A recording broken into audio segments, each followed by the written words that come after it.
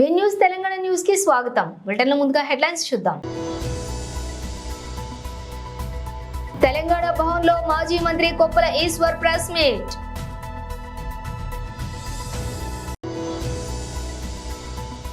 ప్రభుత్వ విద్యారంగాన్ని అస్తవ్యస్తంగా మార్చేసిన కాంగ్రెస్ సర్కార్. BRS working president KTR. 2014 నుండి జ్యుడిషియల్ ఇన్స్టా డెవలప్మెంట్ కోసం 8,000 కోట్లు ఖర్చు చేశారు ప్రధాని మోదీ. సుప్రీంకోర్టు. పిఠాపురం పట్టణంలో సామాజిక పెన్షన్లు పంపిణీ చేసిన ఎమ్మెల్సీ శ్రీ పిడుగు హరిప్రసాద్. ఇక డీటెయిల్స్ చూస్తే తెలంగాణ భవన్లో మాజీ మంత్రి కొప్పుల ఈశ్వర్ ప్రెస్ మీట్. నిర్వహణ జరుగుతుందని అనేక మంది వివిధ రాష్ట్రాల నుంచి ముఖ్యమంత్రులతో పాటు అక్కడ ఉన్నటువంటి విద్యాశాఖకు సంబంధించినటువంటి అధికారులు వచ్చి ఇక్కడ 2-3 రోజులు ఉండి పరిశీలించి ఇక్కడ ఏ రకమైనటువంటి చర్యలు తీసుకుంటున్నారు అని చూసిపోయినటువంటి పరిస్థితి. కానీ కాంగ్రెస్ ప్రభుత్వం ఏర్పడిన తర్వాత గడిచింది తక్కువ రోజులే, 8 నెలల కాలంలోనే 36 మంది విద్యార్థులు వివిధ గురుకుల పాఠశాలల్లో తమ విలువైనటువంటి ప్రాణాలను కోల్పోవడం అనేటువంటిది చాలా బాధాకరమైనటువంటి విషయం. అంటే ఈ ప్రభుత్వం యొక్క నిర్వహణ ఎంత ఘోరంగా ఉన్నదో దీన్ని బట్టి మనకు అర్థమవుతా ఉంది. ఈ మధ్య ఏదైతే 36 మంది విద్యార్థులతో పాటు కలుషిత ఆహారం తినడం వల్ల దాదాపు 500 నుంచి 1000 మంది అస్వస్థతకు గురై హాస్పిటల్లో పాలైనటువంటి పరిస్థితి ఇప్పటికీ కొనసాగుతూనే ఉన్నది. ఈ మధ్య కాలంలో జగిత్యాల జిల్లా మరి పెద్దాపురం అనేటువంటి గ్రామంలో ఉన్నటువంటి గురుకుల పాఠశాలలో 6 విద్యార్థులు కలుషితమైనటువంటి ఆహారం తినడం వల్ల 2 దాదాపుగా చనిపోయింది. మిగిలిన 4 చాలా తీవ్రమైనటువంటి అస్వస్థతకు గురైనరు. అదేవిధంగా ఈ ములుగు జిల్లాలో చూసినట్టయితే గోవిందరావుపేట మండలం కర్లపల్లి ప్రభుత్వ గిరిజన ఆశ్రమ పాఠశాలలో విద్యుత్ షాక్ తోటి ఒక విద్యార్థి సీరియస్ మరి జరిగింది. అదేవిధంగా నిన్నటికి నిన్న కాంగ్రెస్ ప్రభుత్వం యొక్క నిర్లక్ష్యం వల్ల గురుకుల విద్యార్థుల కన్నీళ్లు నిత్యం పురుగుల అన్నం తింటూ కారం మెతుకులు తిని ఆకలితో అలమటిస్తూ కడుపు మండి రోడ్డెక్కిన బాలికలు సీఎం రావాలని తమ సమస్యను పరిష్కరించాలని రంగారెడ్డి జిల్లా శంషాబాద్ మండలంలోని పాలమాకుల గురుకుల పాఠశాల విద్యార్థుల యొక్క డిమాండ్. ఇది ఒక్కసారి మనం ప్రత్యక్షంగా కూడా చూడవచ్చు. ఇటువంటి అనేక సంఘటనలు ఈరోజు మరి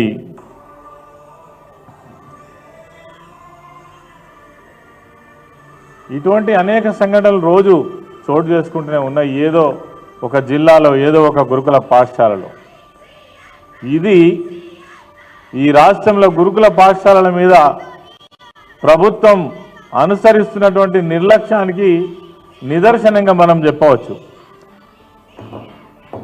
అదేవిధంగా మరి ఇంత జరుగుతున్నప్పటికీ కూడా ముఖ్యమంత్రికి కానీ అధికారులకు కానీ మంత్రులకు కానీ ఏమైనా ఈ గురుకుల పాఠశాలల పైన కనీస చర్యలు తీసుకుందామనేటువంటి ఆలోచన కూడా ఇప్పటిదాకా మరి ప్రభుత్వం చేస్తున్నట్టుగా అయితే కనబడతలేదు. మొత్తంగా చూసినట్టయితే గురుకుల పాఠశాల వ్యవస్థని కనుమరుగు చేద్దామనేటువంటి కుట్ర కాంగ్రెస్ ప్రభుత్వం ఆలోచన చేస్తున్నట్టుగా మనకు కనబడతా ఉంది. ఒకటి తర్వాత ఒకటి ఇటువంటి సమస్యలు, ఇటువంటి సంఘటనలు జరుగుతూనే ఉన్నాయి. మరి ఈ 36 మంది విద్యార్థులు ఎవరైతే విద్యార్థినులు ఉన్నారో నిజంగా ఇది ప్రభుత్వ నిర్లక్ష్యం కాదా? ఇది ప్రభుత్వ హత్యలని అనుకోరాదా? చనిపోయినటువంటి పిల్లలు ఎవరు? ఎస్సీలు, బీసీలు, గ్రామీణ ప్రాంతాల నుంచి వచ్చినటువంటి వాళ్ళు, పేదవాళ్ళు. అంటే వాళ్ళ పేదవాళ్ళ యొక్క ప్రాణాలకు విలువ లేదా ఈ ప్రభుత్వంలో అని మేము డిమాండ్ చేస్తున్నాం. పేద ప్రజల పక్షాన, గురుకుల పాఠశాల విద్యార్థులు వాళ్ళ తల్లిదండ్రుల పక్షాన. అదేవిధంగా కనీసం రక్షణ కూడా రాష్ట్రంలో కాంగ్రెస్ ప్రభుత్వం పాఠశాల విద్యను తీవ్ర నిర్లక్ష్యం చేస్తూ పేద మధ్యతరగతి విద్యార్థులను చదువుకు దూరం చేస్తోందని భారత రాష్ట్ర సమితి వర్కింగ్ ప్రెసిడెంట్ కేటీఆర్ ఆవేదన వ్యక్తం చేశారు. విద్యార్థులు లేరన్న కారణంతో ఈ ఏడాది దాదాపుగా 1864 స్కూళ్లను మూసేసే ప్రయత్నం చేస్తున్నారని వార్తలు వస్తున్నాయి. ఇదే నిజమైతే ఇంతకన్నా ఆందోళన చెందాల్సిన అంశం మరొకటి లేదన్నారు. ప్రభుత్వ పాఠశాలలను బలోపేతం చేస్తూ పేద మధ్యతరగతి విద్యార్థులకు నాణ్యమైన విద్యను అందించాల్సిన ప్రభుత్వం ఆ దిశగా చర్యలు చేపట్టకుండా స్కూళ్లను మూసివేయాలని భావిస్తూ ఉండటం సిగ్గుచేటన్నారు. 2024లో ప్రభుత్వ పాఠశాలల్లో ప్రవేశాల సంఖ్య అంతకు ముందు ఏడాదితో పోల్చుకుంటే దాదాపుగా 2.4 లక్షలు తగ్గింది. ఇది రాష్ట్ర విద్యారంగానికి ప్రమాద సంకేతమని ఆందోళన వ్యక్తం చేశారు. 8 నెలల కాలంలోనే ప్రభుత్వ విద్యను కాంగ్రెస్ సర్కార్ అస్తవ్యస్తం చేసిందని మండిపడ్డారు. అసలు ప్రభుత్వ స్కూళ్లలో విద్యార్థుల సంఖ్య ఎందుకు తగ్గుతుందో గుర్తించి ఆ సమస్యలను పరిష్కరించాల్సిన ప్రభుత్వం నిద్రావస్థలో ఉండటంతోనే ఈ దుస్థితి దాపురించిందన్నారు.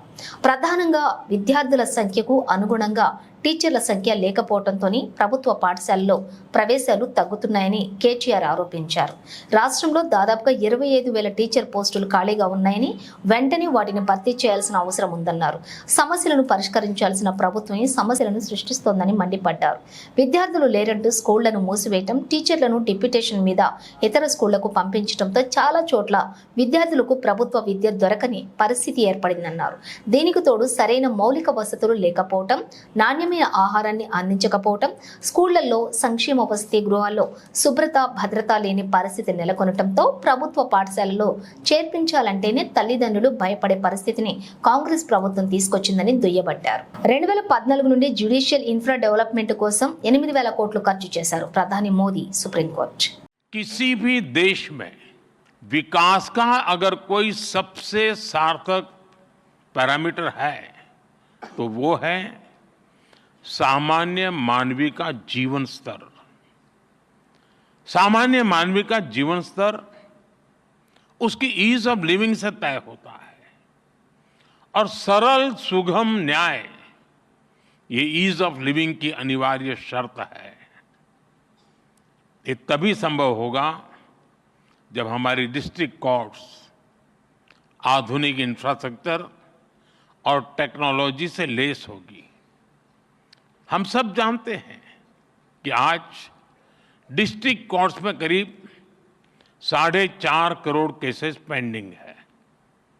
न्याय में इस देरी को खत्म करने के लिए बीते 1 दशक में कई स्तर पर काम हुआ है. पिछले 10 वर्षों में देश ने जुडिशियल इंफ्रास्ट्रक्चर के विकास के लिए लगभग 8,000 करोड़ रुपए खर्च किए हैं.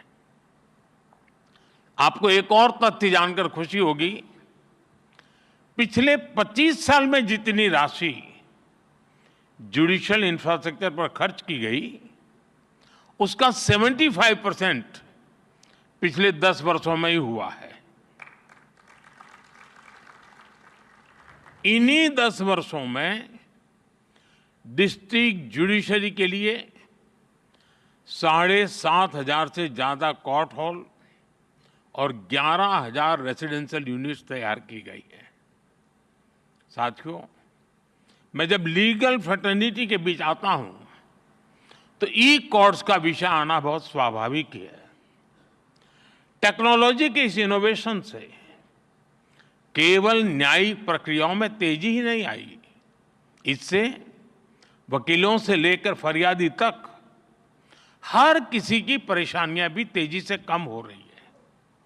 आज देश में अदालतों का डिजिटाइजेशन किया जा रहा है और जैसा कि मैंने कहा, इन सभी प्रयासों में सुप्रीम कोर्ट की ई कमेटी अहम भूमिका निभा रही है. పిఠాపురం పట్టణంలోని సామాజిక పెన్షన్లు పంపిణీ చేసిన ఎమ్మెల్సీ శ్రీ పిడుగు హరిప్రసాద్. ప్రజా సంక్షేమంలో భాగంగా ఏదైతే ప్రతి నెల అర్హులైన వారికి పెన్షన్లు అందజేసే కార్యక్రమం జరుగుతుందో అది ఈ రోజున పిఠాపురంలోని 24-5 వార్డులో కొంతమంది అర్హులైన వారికి పెన్షన్లు అందజేయడం జరిగింది. పిఠాపురం మున్సిపల్ పరిధిలో 5,700 మంది లబ్ధిదారులు పెన్షన్ అందుకుంటున్నారు ప్రతి నెల. ఈ నెల 1వ తారీఖు హాలిడే అయినందువల్ల ఒకరోజు ముందుగానే పెన్షన్ల పంపిణీకి ప్రభుత్వం శ్రీకారం చుట్టింది. అందులో భాగంగా మున్సిపల్ కమిషనర్ గారు శ్రీ కనకారావు గారి ఆధ్వర్యంలో 114 మంది సిబ్బంది ఈ పట్టణ వ్యాప్తంగా ఈ రోజున పెన్షన్లు అందజేస్తున్నారు. గతంలో ప్రతిపక్షాలు ఈ కొత్త ప్రభుత్వం వస్తే ఈ పెన్షన్లన్నీ అస్తవ్యస్తంగా ఆగిపోతాయి, ఎవ్వరు సంక్షేమం ఆగిపోద్దని ఎన్ని భయాలు పెట్టినప్పటికీ ఆ భయాలన్నీ పటాపంచలు చేస్తూ కూటమి ప్రభుత్వం ఈ సంక్షేమం దిశగా వడివడిగా అడుగులు వేస్తుంది.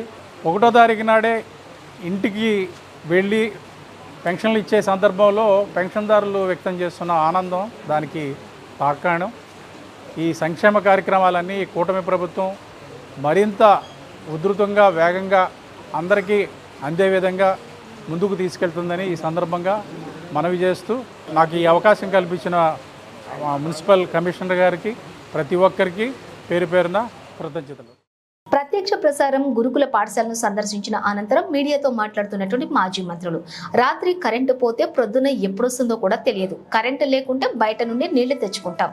మాజీ మంత్రి సిద్దిపేట ఎమ్మెల్యే హరీష్ రావు తోటి పాలమాకుల గురుకుల విద్యార్థినులు.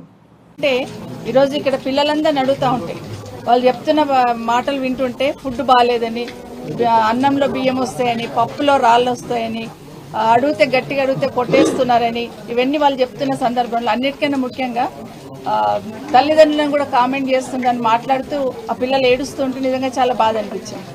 ఒకటి ఏమర్థమవుతుందంటే ఈ ప్రభుత్వానికి గాలికి వదిలేస్తున్నారు. అసలు విద్యాశాఖను మొత్తం స్కూల్స్ని అన్నిటిని కూడా గాలికి వదిలేస్తున్నారు. ఎవరు ఏం అడిగినా కూడా పట్టించుకునే స్థితిలో ఈ ప్రభుత్వం లేదని స్పష్టంగా అర్థమవుతుంది. ముఖ్యమంత్రి గారు రేవంత్ రెడ్డి గారు మాట్లాడుతున్నప్పుడు ప్రతిసారి చెప్తుంటారు, కేసీఆర్ గారు నిశాన చేర్పేస్తున్నారు. గురుకులము అనగానే కేసీఆర్ గారు నిశాన కనిపిస్తున్నట్టుంది. బట్ అన్నింటినీ ఏదో రకంగా ఇబ్బంది పెట్టాలి పిల్లల్ని అనే ఆలోచన చేస్తున్నట్టు స్పష్టంగా కనిపిస్తూ ఉంది.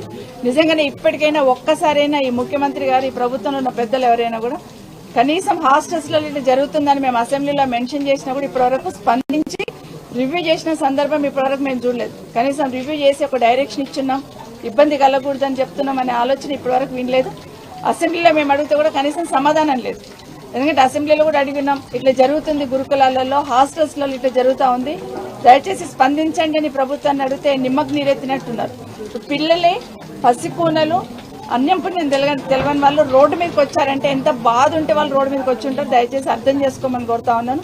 ఇప్పటికైనా ఈ ప్రభుత్వం కళ్ళు తెచ్చి విద్యాశాఖ మీద దృష్టి పెట్టి పేద పిల్లలే హాస్టల్స్కి వస్తారు, పేద పిల్లలే గవర్నమెంట్ స్కూల్స్కి వస్తారు, దాని మీద దృష్టి పెట్టి చర్య తీసుకోవాలని కోరుతా ఉన్నాను.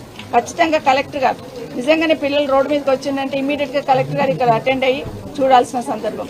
కానీ వాళ్ళకు కూడా ఇటు పక్క తిరిగి చూసే తీరిక లేకుండా అయిపోయింది. ఎవరు కూడా ఇక్కడికి వచ్చి చూసిన సందర్భం లేదు. ఇప్పటికైనా చెప్పినారు, గతంలో ప్రతిపక్షంలో ఉన్నప్పుడు కేసీఆర్ గారు ముఖ్యమంత్రిగా ఉన్నప్పుడు గవర్నమెంట్ స్కూల్స్ అన్ని క్లోజ్ చేస్తున్నారని, లేకపోతే హాస్టల్స్లలో ఇబ్బంది ఉందని పెద్ద గొంతెత్తి మాట్లాడున్నారు. 3000 స్కూల్స్ క్లోజ్ అయినాయి, గవర్నమెంట్ స్కూల్స్ అనేది ఆ రోజు టీఆర్ఎస్ ప్రభుత్వం నింద మోపిన్నారు. కానీ ఈ రోజు చూస్తా ఉంటే మేము అడిగిన సందర్భంలో అసెంబ్లీలో అడిగితే కూడా సమాధానం లేదు. మరి 3000 స్కూల్స్ ఎక్కడెక్కడ క్లోజ్ అయినాయి చూపించమంటే చూపిస్తలేదు. కానీ ఈ ప్రభుత్వం వచ్చిన తర్వాత 8 నెలల్లో మాకు వచ్చిన ఇన్ఫర్మేషన్ ప్రకారం దాదాపుగా 700 నుండి 800 స్కూల్స్ క్లోజ్, టీచర్స్ లేక స్కూల్ క్లోజ్ చేసిందని పేపర్లో వచ్చింది. ముఖ్యమంత్రి గారి నియోజకవర్గం స్కూల్ క్లోజ్ అయిందని వచ్చింది. ఆదిలాబాద్ జిల్లాలో ఒక చిన్న ఇన్ఫర్మేషన్ తెచ్చుకుంటే 43 స్కూల్స్ ఈ సంవత్సరం క్లోజ్ చేస్తున్నారు. సంగారెడ్డిలో చూస్తే 1200 పైచిలకు స్కూళ్లలో 1100 పైచిలకు టీచర్ల పోస్టులు ఖాళీ ఉన్నాయి. కనీసం టీచర్ పోస్టులు ఖాళీ ఉన్నప్పుడు పక్కన ఎక్కువ ఉన్న టీచర్స్ నన్ను ఇక్కడ డిప్యుటేషన్ మీద ఇచ్చి రన్ చేయాల్సిన సందర్భం ఉంటుంది. కానీ అటుపక్క దృష్టి పెట్టట్లేదు. ఈరోజు పిల్లలు ఇవి ఇబ్బందులే కాదు, చాలా హాస్టల్స్లలో నిన్న 2 days బ్యాక్ చూసినాం ఎలుకలు కొరుకుతున్నాయని. గతంలో చూస్తున్నాం రామాయంపేటలో ఎలుకలు కొరికిన సందర్భం చూస్తున్నాం, మాట్లాడున్నాం. ఈ ప్రభుత్వం నుండి స్పందన లేదు. నిన్నగాక మొన్న నల్గొండలో కూడా హాస్టల్లో ఎలుకలు కొరుకుతున్నాయన్న స్పందన లేదు. ఈరోజు పాల్మాకుల పిల్లలు రోడ్డుపైకి వచ్చినారు. కనీసం పేద బిడ్డలు ఇక్కడ చదువుతూ ఉంటారు, వాళ్ళ విద్య పట్ల, వాళ్ళ భద్రత పట్ల, వాళ్ళ ఆరోగ్యం పట్ల ఇవన్నీ చూడాలనే ఆలోచన ఈ ప్రభుత్వానికి లేదు. ఇప్పటికైనా మేల్కొని ఈ ప్రభుత్వం చర్యలు తీసుకోవాలని డిమాండ్ చేస్తున్నాం.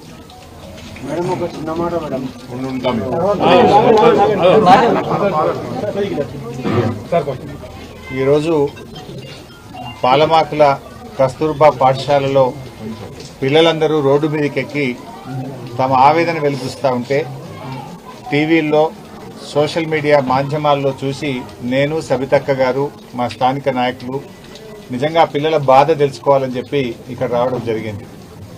ఆ పిల్లలు అసలు వాళ్ళ కళ్ళల్లో నీళ్లు కారిపోతూ ఉన్నాయి, ఏడ్చేస్తున్నారు, దుఃఖాన్ని ఆపుకోలేకపోతున్నారు. పిల్లలు భయంతో వణికిపోతా ఉన్నారు. మళ్ళీ మీరు పోయిన తర్వాత మమ్మల్ని కొడతారేమో, మమ్మల్ని ఇప్పటికే విపరీతంగా మరి కర్రలు విరిగిపోయేటట్టు కొడుతున్నారని చెప్పి పిల్లలు ఏడ్చుకుంటూ ఈరోజు చెప్పడం జరిగింది. అంటే ఈరోజు నిజంగా ఆ పిల్లల పరిస్థితి చూస్తుంటే మాకు కూడా కళ్ళల్లో నీళ్ళు ఆగడం లేదు. అన్నంలో పురుగులు వస్తూ ఉన్నాయి, పప్పులో పురుగులు వస్తూ ఉన్నాయి, సాంబార్ నీళ్లు లాగా ఉన్నది. అసలు పురుగులు వస్తున్నాయి సార్ అంటే పురుగులు తీసేసి తినండి అని మమ్మల్ని కొడతా ఉన్నారని ఆ పిల్లలు తమ బాధను వెలిబుచ్చుతా ఉన్నారు. పాఠాలు సరిగా చెప్పడం లేదు, అందరూ గైడ్లు పెట్టుకొని పరీక్ష రాయమంటున్నారు. అటు విద్య లేదు, ఇటు భోజనము లేదు, కనీస సౌకర్యాలు కూడా లేవని చెప్పి పిల్లలు చాలా బాధపడతా ఉన్నారు. 6వ తరగతి పిల్లల్ని అడిగితే ఒక జత బట్టలు మాత్రమే ఇచ్చారు, ఇంకా 2వ జత బట్టలు రానే లేదు అని చెప్పి 6వ తరగతి పిల్లలు చెప్తా ఉన్నారు.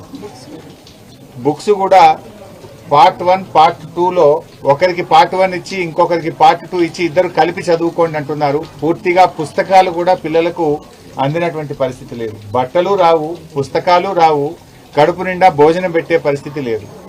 ఇలా గతంలో కేసీఆర్ గారు సన్న బియ్యంతో కడుపు నిండా అన్నం పెడితే ఇలా గొడ్డు కారం పెడుతున్నారు. మీరు ప్రతిరోజు కోడిగుడ్డు ఇచ్చే మెనూను పెడితే వారంకు 2 రోజులు మాత్రమే కోడిగుడ్లు ఇస్తున్నారు. అది కూడా ఆ కోడిగుడ్డు కూడా నీళ్లు వాసన వస్తుంది, మేము తినలేకపోతున్నాము అని చెప్పి పిల్లలు చాలా బాధపడుతున్నటువంటి పరిస్థితి ఉంది. అంటే ఈ ప్రభుత్వం వచ్చిన తర్వాత గురుకులాలను, ముఖ్యంగా కస్తూర్బా పాఠశాలల్ని, ఎస్సీ ఎస్టీ బీసీ మైనార్టీ పాఠశాలల్ని నిర్లక్ష్యం చేస్తూ ఉన్నారు. ఇవాళ మనం రోజు పత్రికల్లో చదువుతా ఉన్నాం, చాలా చోట్ల కూడా విష ఆహారం తిని పిల్లలు ఆసుపత్రుల పాలవుతున్నారు. దాదాపు 500 మంది పిల్లలు ఈ రెసిడెన్షియల్ స్కూళ్లలో చదివే పిల్లలు ఆసుపత్రుల పాలయ్యారు. 38 మంది పిల్లలు ఇప్పటి వరకు రాష్ట్రంలో చనిపోయినారు. ఒకవైపు పాము కాట్లు, ఇంకొక వైపు ఎలుకలు కొరుకుతా ఉన్నాయి. అయినా ఈ ప్రభుత్వం మొద్దు నిద్రపోతా ఉంది. అసలు పిల్లల్ని ఎలుకలు కొరుకుతా. రామాయణ ఎస్సీ గురుకుల పాఠశాలల్లో 11 మంది పిల్లల్ని ఎలుకలు కొరుకు ఆసుపత్రి పాలైనారు. నిన్నగాక ఉన్న నల్లగొండ బీసీ గురుకులంలో ఎలుకలు కొరికితే 13 మంది పిల్లలు ఆసుపత్రుల పాలైపోయినారు. పాములు గరిచి పిల్లలు చనిపోతున్నారు, ఎలుకలు గరిచికి ఆసుపత్రుల పాలవుతున్నారు, విషాహారం తిని ఆసుపత్రుల పాలవుతున్నారు. ఒకప్పుడు తెలంగాణ గురుకులాలంటే దేశానికి ఆదర్శంగా ఉండే కేసీఆర్ గారి హయాంలో చదివితే మా పిల్లలు గురుకులాల్లో చదవాలని చెప్పి తల్లిదండ్రులు కలగనేవారు. కానీ ఇవాళ తల్లిదండ్రులు కూడా ఇక్కడికి వచ్చి సవితక్కకు నాకు చెప్పి కళ్ళలో నీళ్లు పెట్టుకుంటున్నారు. కులం పేరుతో దూషిస్తున్నారని, మీ తల్లిదండ్రులకు గతి లేక మా స్కూళ్లలో జాయిన్ చేశారని, ఆ తల్లిదండ్రులు కించపరిచే విధంగా ఉపాధ్యాయులు మాట్లాడుతున్నారని చెప్పి వాళ్ళు చెప్తా ఉన్నారు. మేము ప్రభుత్వాన్ని కోరేది ఒక్కటే, ఇప్పటికైనా రివ్యూ చేయండి. దయచేసి ఇక్కడ ఉండే టీచర్లందరినీ కూడా మార్చండి. పిల్లలు వణికిపోతా ఉన్నారు. టీచర్లందరినీ కూడా మార్చి ఆ పిల్లల్లో ఆత్మవిశ్వాసాన్ని నింపండి, సరి అయిన భోజనం పెట్టండి, పిల్లలకు సరిగ్గా క్లాసులు చెప్పాలని చెప్పి బీఆర్ఎస్ పార్టీ పక్షాన మేము డిమాండ్ చేస్తున్నాం. విద్యాశాఖ మంత్రిగా ముఖ్యమంత్రి గారు ఉంటే ఏమనుకుంటారు? మేలు జరుగుతుంది, బడ్జెట్ మంచిగా వస్తుంది అనుకుంటారు. ఇవాళ పొద్దున మైనార్టీ గ్రూప్ హైదరాబాద్ లో హైడ్రా కూల్చివేతలు కొనసాగుతున్నాయి. రాజేంద్రనగర్ నియోజకవర్గంలోని గగన్ పహాడ్ లోని అక్రమ నిర్మాణాలను అధికారులు కూల్చివేస్తున్నారు. భారీ పోలీస్ బందోబస్తు నడుమ అప్పచెరువు FTL పరిధిలో ఆక్రమణలను తొలగిస్తున్నారు. ప్లాస్టిక్ గోదాం సహా ఇతర నిర్మాణాలను నేలమట్టం చేస్తున్నారు. కొంచెం సమయం ఇస్తే లోపల ఉన్న సామాగ్రిని బయటకు తీసేసుకుంటామంటే కూడా హైడ్రా అధికారులు లోపలికి అనుమతి ఇవ్వట్లేదని ఆవేదన వ్యక్తం చేస్తున్నారు.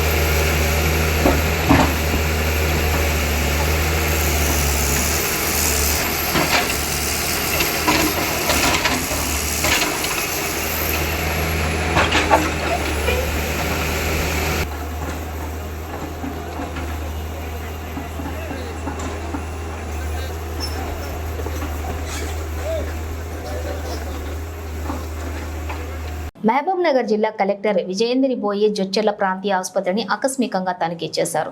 ముందుగా ఆమె ఓపీ విభాగాన్ని సందర్శించి ఎంతమంది చికిత్స కోసం వచ్చారని ఆసుపత్రి సూపరింటెండెంట్ చంద్రకళను అడిగి తెలుసుకున్నారు. కాగా 510 మంది అవుట్ పేషెంట్లు ఆసుపత్రికి వచ్చారని సూపరింటెండెంట్ తెలుపగా, కొంతమంది రోగులతో జిల్లా కలెక్టర్ మాట్లాడుతూ ఎక్కడి నుండి వచ్చారని, ఏమైందని అడిగి తెలుసుకున్నారు. జ్వరంతో బాధపడుతున్న వారితో మాట్లాడుతూ ఎప్పటి నుండి జ్వరం వస్తున్నది, ఇప్పుడు ఎలా ఉందని అడిగారు. ఓపీతో పాటుగా మహిళా, పురుషుల వార్డులు, క్యాజువాలిటీ, చిన్నపిల్లల విభాగం, డయాలసిస్ విభాగాలను పరిశీలించి ఆయా వార్డులలో రోగులతో మాట్లాడారు.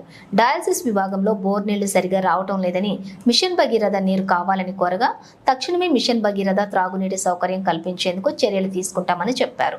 కలెక్టర్ వెంట ఆర్ఎంఓ హరినాథ్, డాక్టర్ అసదుల్లా తదితరులు ఉన్నారు.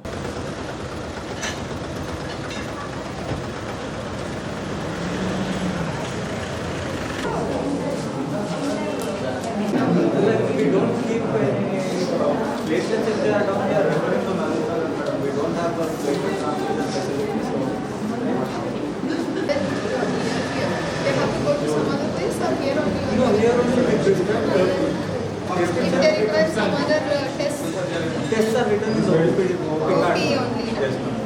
Achha, that is done outside.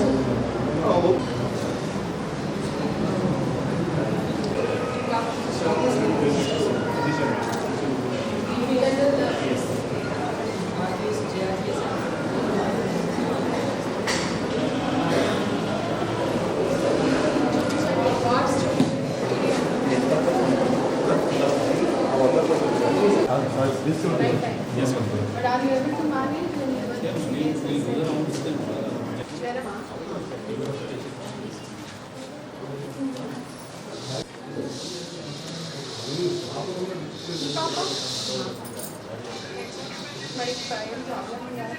తరగతి గదిలో చదువుకోవాల్సిన విద్యార్థులు నడి రోడ్డు మీదకు వచ్చి నిరసన తెలుపుతున్నారు. ప్రభుత్వ పట్టింపు లేని తనం, అధికారుల నిర్లక్ష్యం గురుకుల విద్యార్థులకు శాపమవుతోంది.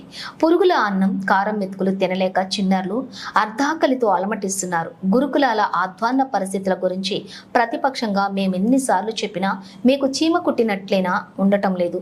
ముఖ్యమంత్రి రావాలని, సమస్యలు పరిష్కరించాలని రంగారెడ్డి జిల్లా శంషాబాద్ మండలంలోని పాలమకుల గురుకుల పాఠశాల విద్యార్థులు డిమాండ్ చేస్తున్నారు. నడి రోడ్డెక్కి నినదిస్తున్న వారి ఆవేదనను మానవత్వంతో అర్థం చేసుకోండి అంటున్నారు ముఖ్యమంత్రి.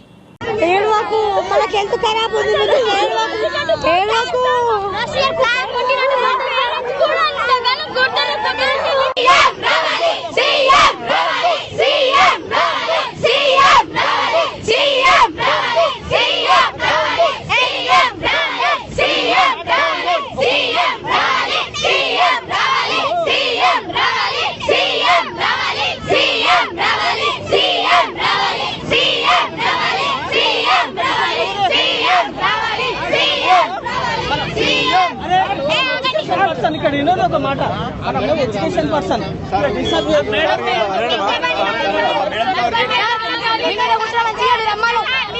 రమ్మని చేయండి, కలెక్టర్ రమ్మను, కలెక్టర్ రమ్మని సార్ చేస్తా.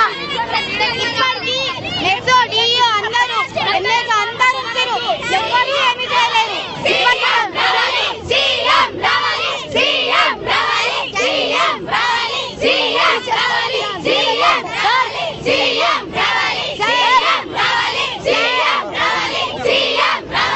బులెటిన్ ముగించే ముందు హెడ్లైన్స్ మరోసారి.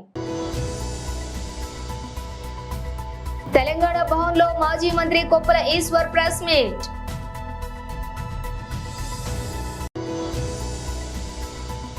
ప్రభుత్వ విద్యారంగాన్ని అస్తవ్యస్తంగా మార్చేసిన కాంగ్రెస్ సర్కార్, బీఆర్ఎస్ వర్కింగ్ ప్రెసిడెంట్ కేటీఆర్. 2014 నుండి జ్యుడిషియల్ ఇన్స్ట్రా డెవలప్మెంట్ కోసం 8,000 కోట్లు ఖర్చు చేశారు ప్రధాని మోదీ, సుప్రీంకోర్టు. పిఠాపురం పట్టణంలో సామాజిక పెన్షన్లు పంపిణీ చేసిన ఎమ్మెల్సీ శ్రీ పిడుగు హరిప్రసాద్. ఇవి బులెటిన్ విశేషాలు. మరో బులెటిన్తో మళ్ళీ కలుద్దాం.